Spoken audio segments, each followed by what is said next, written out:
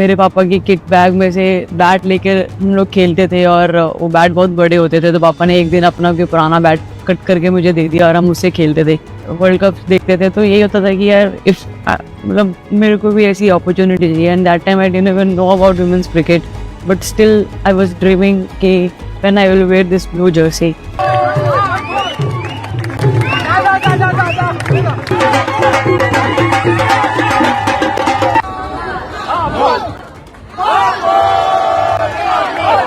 I would like to extend my heartfelt thank you to everyone who are here present.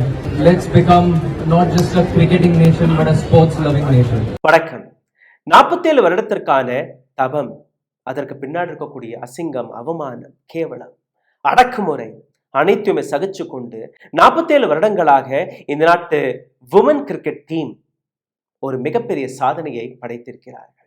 எந்த ஆண் வர்க்கம் இவர்களுக்கு sponsorship கொடுக்கக்கூடாது, ticket கொடுக்கக்கூடாது, இவர்களுக்கு கிரவுண்டில் இடம் கூட கொடுக்கக்கூடாது, ஃபீஸை கூட கொடுக்காதீர்கள் என்று கூறிய அந்த அனைத்து நபர்களுடைய முகத்தில் கரியை பூசி விட்டார்கள். இவர்களுக்கு எதற்காக ஸ்பான்சர்ஷிப், இவர்களுக்கு எதற்காக பணம் செலவு செய்ய வேண்டும் என்று கூறிய அந்த அனைத்து நபர்களுமே இன்னைக்கு ஓடி ஒளிந்து கொண்டிருக்கிறார்கள். சோசியல் மீடியாவில் ட்ரோலர்கள் இவர்களுக்கு எதற்காக செலவு செய்கிறீர்கள், அந்த பணத்தை வேற யாருக்கும் கொடுத்து விடுங்கள் என்று கூறிய அந்த நபர்களும் இன்னைக்கு ஓடி ஒளிந்து கொண்டிருக்கிறார்கள். இந்த நாட்டு பெண் வீராங்கனைகளுடைய இந்த கதையை நீங்க பார்த்தீர்களோ உங்களுக்கு புரிய வரும்.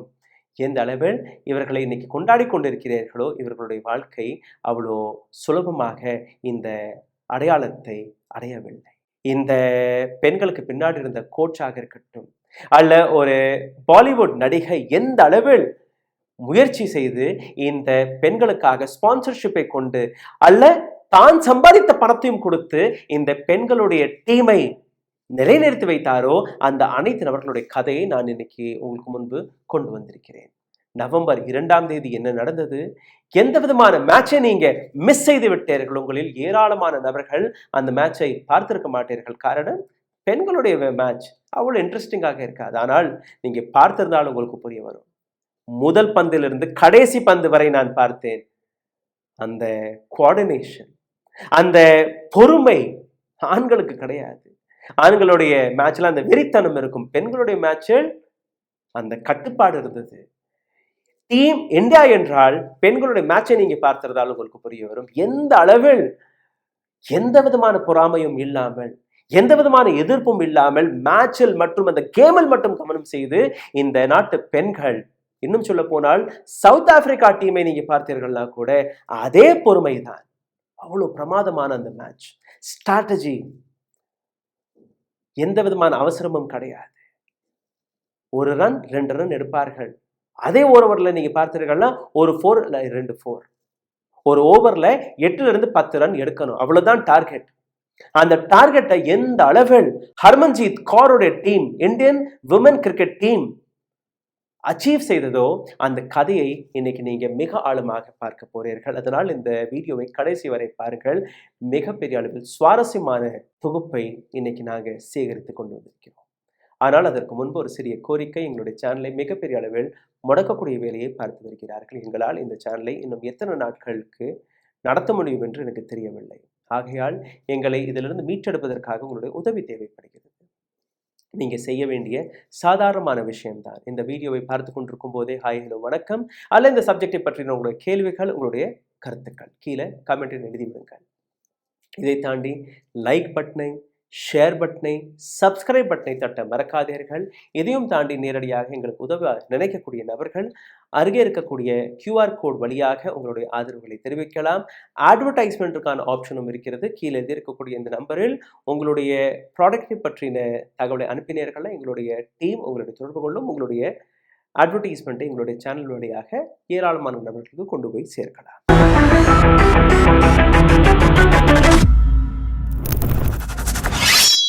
47 வருடம் ICC வேர்ல்ட் கப் இந்தியாவிற்கு வந்திருக்கிறது.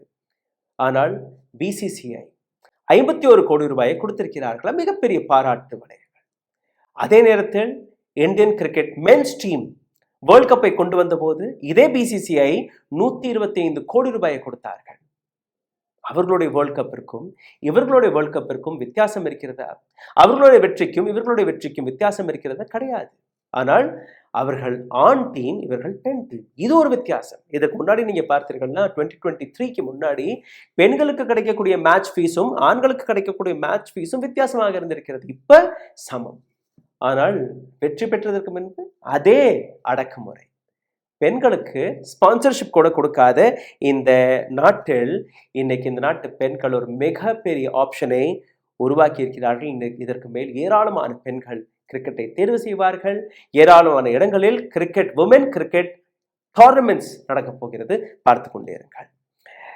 நவம்பர் 2ஆம் தேதி என்ன நடந்ததோ அதற்கான இன்னொரு பக்கம் சக் தே இந்தியா என்கிற ஒரு திரைப்படம் வழியாக நீங்க பார்த்திருப்பீர்கள்.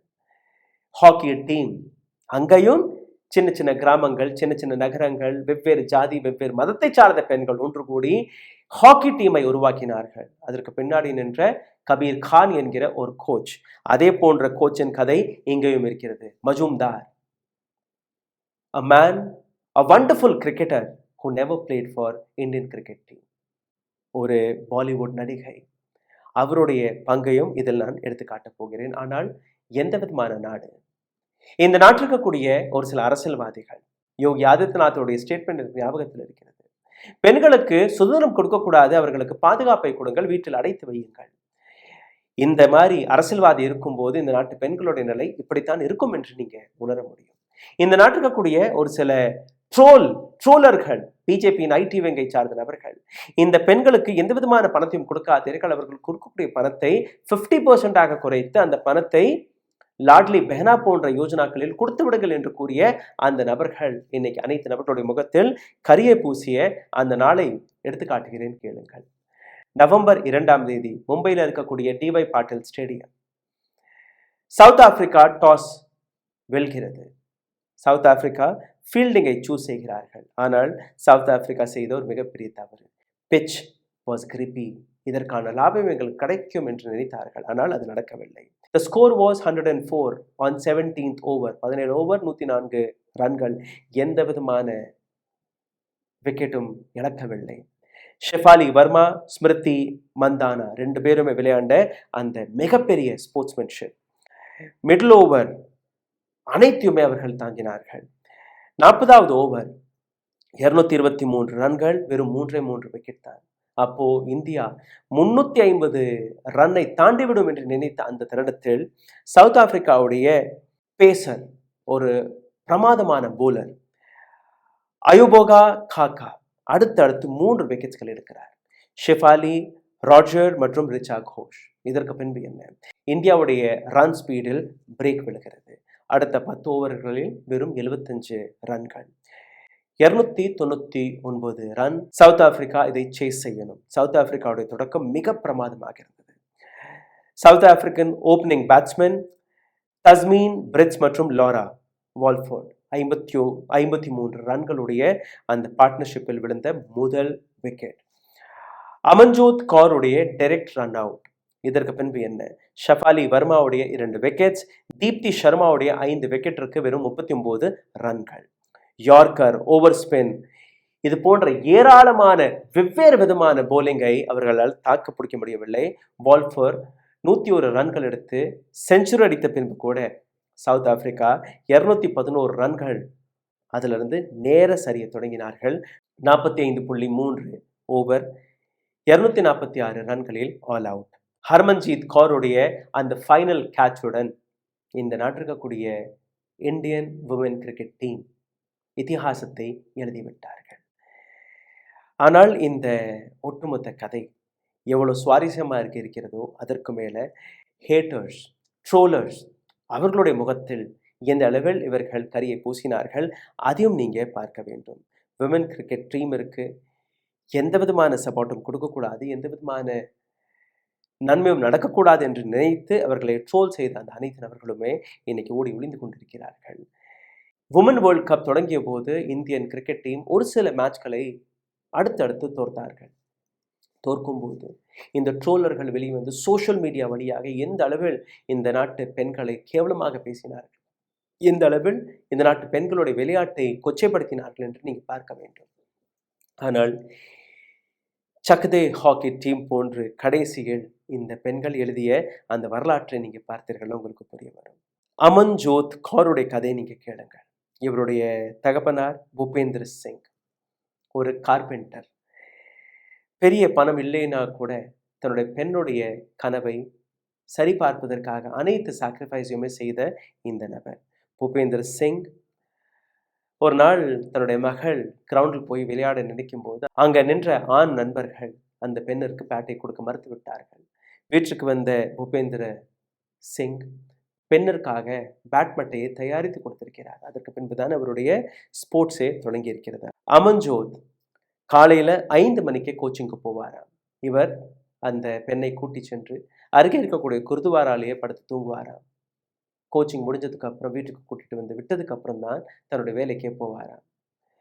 இவருடைய சாக்ரிஃபைஸை நீங்க பார்த்தீர்கள்னா, தன்னுடைய மகளுடைய கோச்சிங் கிடக்கூடாது என்று எந்த விதமான பெரிய வேலையும் இவர்கள் எடுக்க மாட்டாராம். அதாவது சிட்டியை விட்டு தாண்டி அல்ல ஒரு 4-5 கிலோமீட்டருக்குள்ளேயே வேலை பார்ப்பாராமே ஒழிய வேறு எங்கேயுமே வேலைக்கு போக மாட்டாராம். காரணம் தன்னுடைய மகளுடைய அந்த கோச்சிங் ப்ராக்டிஸ் விட்டுவிடக்கூடாது என்று. அடுத்தபடியாக கிராந்தி கவுடுடைய கதை. பெண்களை விட்டு விடுங்கள். இந்த பெண் வரக்கூடிய வருகம் ஆண்களுக்கு கூட இந்த வாய்ப்பு கிடைக்கவில்லை. ஒரு தலித் ட்ரைபல் கம்யூனிட்டியை சார்ந்த இந்த பெண்மணி சத்தர்பூர் டிஸ்ட்ரிக்ட்ல இருந்து வருகிறார். இவருடைய கிராமத்தின் பெயர் குவாரா. இந்த கிராமத்தை நீங்க பார்த்தீர்கள்னா மிக நெருக்கமாக அருகே இருக்கக்கூடிய ரயில்வே ஸ்டேஷன் 40 கிலோமீட்டர். இவருடைய கிராமத்திற்கு போகக்கூடிய ஒரே ஒரு பஸ் மட்டும் தான். இந்த பெண்ணுடைய வாழ்க்கை எந்த அளவில் கஷ்டத்தில் இருந்திருக்கும் என்று நீங்க பார்க்க வேண்டும். கிராந்தியுடைய தகப்பனார் ஒரு போலீஸ் கான்ஸ்டபிள். 2012ஆம் ஆண்டு அவருடைய தகப்பனாருக்கு கிடைத்த டெர்மினேஷன் லெட்டர். ஆஃபீஸில் ஏதோ பிரச்சனை. மொத்தம் 5 அண்ணன் தங்கச்சிகள். அனைத்து பேருமே ஒரு சிறிய கவர்மெண்ட் ஃப்ளாட்டில் வசித்து வந்திருக்கிறார்கள். அதற்கு பின்பு என்ன, இவருடைய தாயார் தன்னுடைய நகையெல்லாம் விற்று இவருடைய அண்ணன் சின்ன சின்ன வேலைகள்லாம் பார்த்து இந்த குடும்பத்தை நடத்தி வந்திருக்கிறார்கள். 2017ஆம் ஆண்டு கிராந்திக்கு கிடைத்த அந்த முதல் வாய்ப்பு லெதர் பாலில் விளையாடக்கூடிய முதல் வாய்ப்பு. காரணம் அன்னைக்கு அந்த கிரவுண்டில் ஒரு டீம் மெம்பர் குறைவாக இருந்திருக்கிறாராம். தனக்கு கிடைத்த அந்த முதல் வாய்ப்பில் கிராந்தி 2 விக்கெட்ஸ்களை எடுத்தாராம், 25 ரன்ஸ்களை எடுத்தாராம். அதற்கு பின்பு என்னைக்குமே திரும்பி பார்க்கவில்லை. கிராந்தி 52 ரன்கள் கொடுத்தார், 6 விக்கெட்களை எடுத்தார். ஓடிஐ இங்கிலாந்துக்கு எதிராக அடுத்த வீராங்கனை ரேணுகா சிங் டாக்கூர் 325 கிலோமீட்டர் தர்மசாலாவிலிருந்து. ரேணுகா சிங்குடைய கதையை நீங்க பார்த்தீர்கள். அவருடைய தகப்பனார் கெஹர் சிங் இவருக்கு வெறும் 3 வயது இருக்கும் போதே இறந்து போனார். இவருடைய அங்கிள் சொந்தக்காரர் பூபேந்திர சிங் டாக்கூர் இவருடைய விளையாட்டை ரெக்கக்னைஸ் செய்து Himachal Pradesh cricket association women residence அகாடமியில் கொண்டு போய் சேர்த்திருக்கிறார். தர்மசாலாவில் இருக்கிறது. ரேணுகாவுடைய தாயார் அவருடைய ஒட்டுமொத்த ஜேர்னியில் ஒன்றாகவே இருந்திருக்கிறார். ஒரு சிறிய கிராமத்திலிருந்து வெளிவந்த இந்த பெண்மணியுடைய இந்த கதை. தீப்தி சர்மாவுடைய கதை ஒரு சினிமா ஸ்கிரிப்ட் போன்றுதான் இருக்கும். தீப்தி சர்மாவுடைய அண்ணன் ஒரு நாள் தங்கையை கூட்டிட்டு அதே கிரிக்கெட் பிராக்டிஸிற்கு போயிருக்கிறார். அங்க இருக்கக்கூடிய ஏக்லவ்ய ஸ்போர்ட்ஸ் ஸ்டேடியம் ஆக்ராவில் இருக்கிறது. தீப்தி சின்ன குழந்தையாக இருக்கும்போது அண்ணனை விளையாண்டுட்டு இருக்கும்போது பார்த்திருக்கிறார். பக்கத்திலே பால் வந்திருக்கு. பாலை கையில் எடுத்து எரியும் போது நேரடியாக அது விக்கெட்டில் போய் பட்டிருக்கு. அந்த இடத்தில் நின்ற ஹேமலதா கேலா அந்த பெண்ணுடைய திறமையை பார்த்து இந்த பையன் யாருன்னு கேட்டிருக்கார். பாய் கட்டில் இந்த குழந்தை ஆண் போன்றதான் தெரிந்திருக்கிறது. அப்போவே அந்த பையன் சிரிச்சு கொண்டே இல்லை இது என் தங்கச்சின்னு சொல்லியிருக்காப்புல. இந்த குழந்தையை ஸ்போர்ட்ஸில் சேரு, இந்தியாவிற்கு ஒரு மிகப்பெரிய பெருமையை தேடி கொடுப்பார் என்று கூறியதற்கு பின்பு ஹேமலதா உடைய அந்த ஸ்டேட்மெண்ட் தீப்தியுடைய அண்ணன் தன்னுடைய வேலையை விட்டு ராஜினாமா கொடுத்து தங்கச்சியான தீப்தியை ஒரு மிகப்பெரிய வீராங்கனையாக வளர்க்க தொடங்கியிருக்கிறார். இன்னைக்கு அதற்கான ரிசல்ட் இருக்கிறது. இது போன்ற ஏராளமான ஸ்டோரிகளை நீங்கள் அமித் சின்ஹாவுடைய இந்த பேஜில் போய் பார்க்கலாம். மிக ஆழமாக இந்த ஜேர்னலிஸ்ட் ஸ்போர்ட்ஸை மிக நெருக்கமாக பார்த்திருக்கிறார். அதை பற்றி எழுதியும் வருகிறார். இதே போன்ற கதை தான் ராதா யாதவுடைய கதை. இவருக்கு வெறும் 11 வயது இருக்கும்போது இவருடைய கோச்சான பிரஃபுல் நாயக் இவருடைய திறமையை கண்டுபிடித்திருக்கிறார். பிரஃபுல் நாயக் உடைய கைடன்ஸ், இதன்படி ராதா ஒரு மிகப்பெரிய ஸ்போர்ட்ஸ் அகாடமியில் போய் சேரப்போகும்போது ராதாவுடைய தகப்பனார் ஒரு வெஜிடபிள் வெண்டர், காய்கறி வியாபாரி. அவரிடம் போதுமான அளவில் பணம் கிடையாது. ஆனால் ராதாவுடைய கோச் பிரஃபுல் நாயக் அவருடைய ஒட்டுமொத்த கோச்சிங் பொறுப்பை தன் மீது எடுத்திருக்கிறார். நான் பார்த்து கொள்கிறேன் என்று கடைசி வரை அவருடன் நிற்கிறார். இதே போன்ற இன்னொரு பெண்மணி ரிச்சா. ரிச்சாவுடைய கஷ்டத்தை நீங்கள் பார்த்தீர்கள்னா, இங்கிலீஷ் பெலோ பேட் வாங்குவதற்கு பலம் கிடையாது. அதாவது அந்த லெதர் பந்தை தாங்கக்கூடிய அந்த பேட், தகப்பனாரிடம் பணம் கிடையாது. கடன் வாங்கி அந்த பேட்டை வாங்கி கொடுத்திருக்கிறார். இது போன்ற ஏராளமான கதைகள் இருந்தால் கூட இந்த நாட்டு ட்ரோலர்கள், இந்த நபரை பாருங்கள், ஐடி விங்கோடைய லீடர் கப்பர். இந்த நபர் ஒரு ஃபெயிலியர், ஆனால் கூட பெண்களை பற்றி எப்படி எழுதியிருக்கிறார். நான் ஏற்கனவே கூறியபடி தொடக்க காலகட்டத்தில் ஒரு சில மேட்ச்களை தோர்த்த உடனேயே இந்த நபர் சோஷியல் மீடியாவில் எழுதிய அந்த வார்த்தை, cut the salary of all Indian women cricketers by half and donate to Ladli Behna Yojana. At least they will be more productive. இந்த பெண்களுடைய சம்பளத்தை 50% குறைத்து விடுங்கள், அந்த பணத்தை லாட்லி பெஹனா யோஜனாவில் கொடுத்தால் அவர்களுக்கு அது உதவும் என்று கூறியிருக்கிறார்கள். ஆண்கள் தோற்கும் போது இதே ஸ்டேட்மெண்ட்டை இவர் எழுதுவாரா என்ற அந்த கேள்வி இருக்கு. இந்த நபரே ஒரு ஃபெயிலியர்.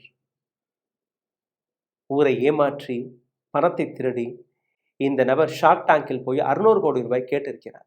ஆனால் அதற்கு ஒரு சில மாதங்களிலேயே இந்த ப்ராடக்ட்டும் ஃபெயில் ஆகிவிட்டது, இந்த கம்பெனியும் ஃபெயில் ஆகிவிட்டது. இப்போ ஏதோ ஷாதி.com போன்ற ஏதோ ஒரு கம்பெனி நடத்தி வருகிறார்.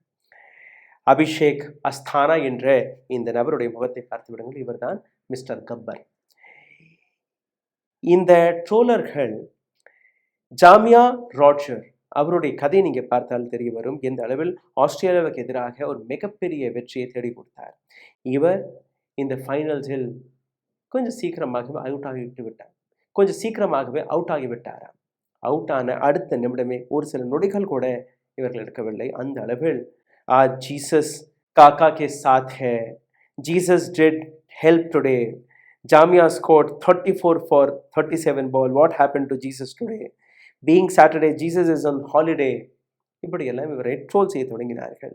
ஆனால் இந்த நபர்கள் 2 ரூபாய்க்காக வேலை பார்க்கக்கூடிய நபர்களுடைய நிலை இன்னைக்கு ஓடி ஒளியக்கூடிய நிலையாக மாறிவிட்டது. இவர்களை விட்டு விடுங்கள். இந்தியன் ஏர்ஃபோர்ஸுடைய முன்னாள் இராணுவ வீரர், இதே ஹிந்துத்துவவாதி, அவரும் இந்த ட்ரோலர்களை கை கொடுத்து இதே போன்ற ட்ரோலை அவரும் செய்தார். Jesus didn't help you today என்று அவரும் ஒரு ட்வீட்டை போட்டிருக்கிறார். ஆனால் இந்த ஒட்டுமொத்த கதை இன்னொரு ஆங்கிளில் பாருங்கள். ஜாமியாவுடைய மெம்பர்ஷிப் கார் ஜிம்கானா கிளப்பிலிருந்து பறிக்கப்பட்டது. காரணம், அவருடைய தகப்பனார் ஈவன் ராட்ஜர், இவர் ஃபோர்ஸ்ஃபுல்லாக மதம் மாற்றுகிறார் என்கிற ஒரு கட்டுக்கதையை நிறுவி இவர்களுடைய அந்த கிளப் மெம்பர்ஷிப்பையே கைப்பற்றினார்கள். ஆனால் இதே ஜிம்கானா கிளப்புடைய பிரசிடென்ட் விவேக் தேவ்னானி கொடுத்த ஸ்டேட்மெண்ட் படி நீங்கள் பார்த்தீர்கள்னா, அடுத்த ஒரு சில மாதங்களில் இங்கே தேர்தல் வர இருந்தது.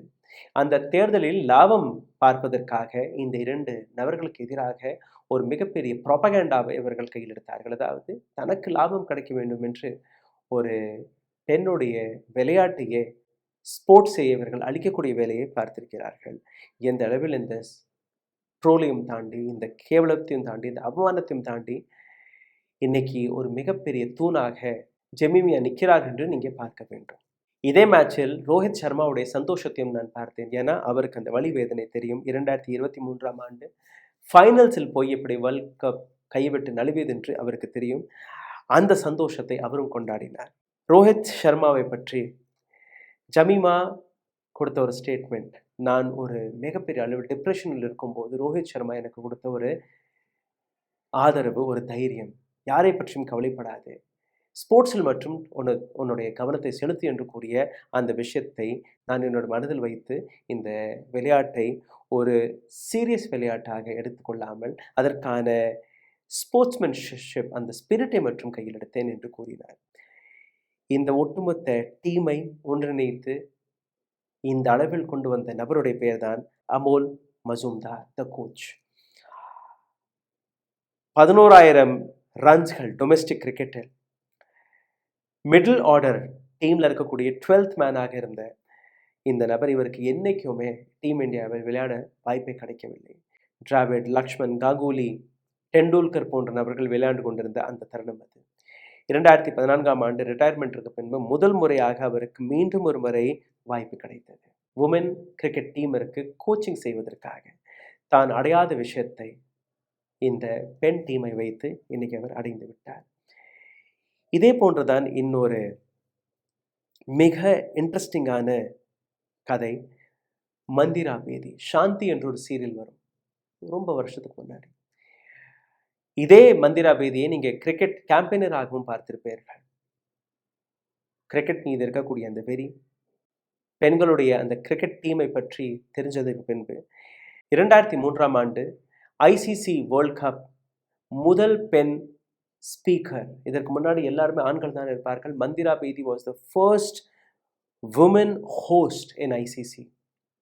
அதற்கு பின்பு என்ன பெண்களை பற்றி இவருக்கு தெரிஞ்சிருக்கிறது. 2003ஆம் ஆண்டிலிருந்து 2005ஆம் ஆண்டு வரை ஒரு இன்விசிபிள் ஸ்பான்சராக வேலை பார்த்தார். அது மட்டுமல்ல, மந்திரா பேதி 2003-2004ஆம் ஆண்டு பெண்களுடைய இந்த டீமிற்கு எதுவுமே கிடைக்காத பட்சத்தில், ஒரு ஸ்பான்சர் கூட இல்லாத பட்சத்தில் அவர் என்டாஸ் செய்த அஸ்மி டைமண்ட் ஜுவல்லரி கம்பெனி, இந்த கம்பெனியை கன்வின்ஸ் செய்து ஓடிஐ சீரீஸ் வெஸ்ட் இண்டீஸ் பிப்ரவரி மாதம் 2004ஆம் ஆண்டு நடந்தது. அதற்கு இந்த பெண்கள் போவதற்கு வருவதற்கான அந்த டிக்கெட் ஸ்பான்சர், அங்கே தங்குவதற்கான டிக்கெட் ஸ்பான்சர், ஹோட்டல் ஸ்பான்சர் எல்லாத்தையுமே வாங்கி கொடுத்திருக்கிறார். அது மட்டுமல்ல, அந்த அட்வர்டைஸ்மெண்ட்டில் இவர் நடித்த அந்த பணம் அனைத்துமே இந்தியன் விமென் கிரிக்கெட் டீமிற்காக கொடுத்திருக்கிறார்.